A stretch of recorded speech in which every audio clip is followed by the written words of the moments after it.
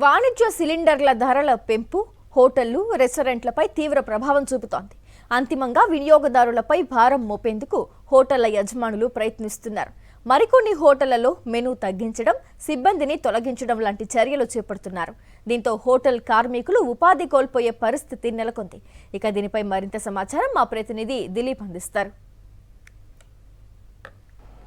కేంద్ర ప్రభుత్వం తీసుకున్న నిర్ణయం హోటల్ రంగాలపైన ప్రభావం చూపుతుంది. సో ఇప్పటికే హోటళ్లకు సంబంధించి ఆ 19 కేజీల సిలిండర్ ధరను ఒకేసారి 993 రూపాయలు పెంచడంతో భారంగా మారింది అంటున్నారు. ప్రస్తుతం మనతో పాటు హోటల్ నిర్వాహకులు ఉన్నారు. వారితో మాట్లాడే ప్రయత్నం చేద్దాం.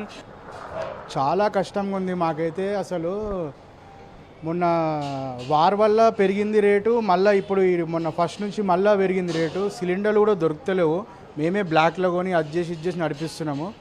ఆ కట్టెల పొయ్యి మీద నడిపించాలంటే కూడా కష్టమైపోతుంది. మా హోటల్లో ప్లేస్ కూడా లేదు మాకు. దాని రేట్లు కూడా పెరిగిపోయినాయి. అది 6-7 రూపీస్ ఉండే కేజీ ఇప్పుడు 25 రూపీస్ కేజీ అయింది ఆ కట్టెలది. దానివల్ల మా మాస్టర్లకు ప్రాబ్లం అవుతుంది. మేము బయట ఆర్డర్లు తీసుకోలేకపోతున్నాము. చాలా ఆర్డర్లు వస్తున్నాయి. పెళ్ళిళ్ళ సీజన్ ఇది, చాలా ఆర్డర్లు వస్తున్నాయి మాకు. అన్ని ఆర్డర్లు క్యాన్సిల్ చేసుకోవాల్సి వస్తుంది దీనివల్ల. మొన్న మన ఫస్ట్ నుంచి మళ్ళీ 1000 రూపీస్ పెరిగిందంట గ్యాస్ సిలిండర్.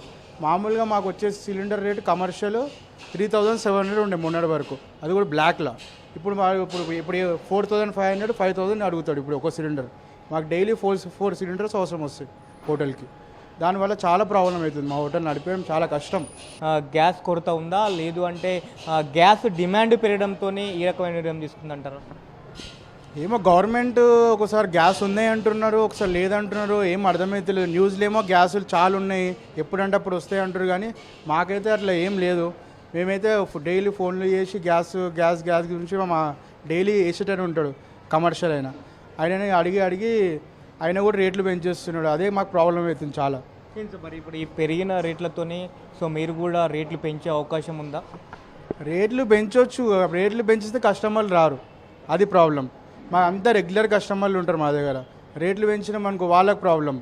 అట్లా అని చెప్పి రేట్లు పెంచలేకపోతున్నాము. ఇక మా బిజినెస్ కూడా చాలా డౌన్ అయింది. అప్పటికి ఇప్పటికి చాలా ఫరక్ వస్తుంది మా కౌంటర్లో క్యాష్. మీరు కూడా అంటే సరిగ్గా బిజినెస్ జరగకపోతే మాస్టర్లను తగ్గించుకునే అవకాశం ఉంటుందా? పని వాళ్ళని కూడా తగ్గించుకునే అవకాశం ఉంటుందా? దీని ఎఫెక్ట్ పని వాళ్ళ మీద కూడా పడుతుందా? పడుతుంది కంపల్సరీ. మా దగ్గర 25 వర్కర్స్ ఉంటుండే. ఇప్పుడు 5 మందిని తీసేసినాం. ఇప్పుడు 20 మందితో నడిపిస్తున్నాం.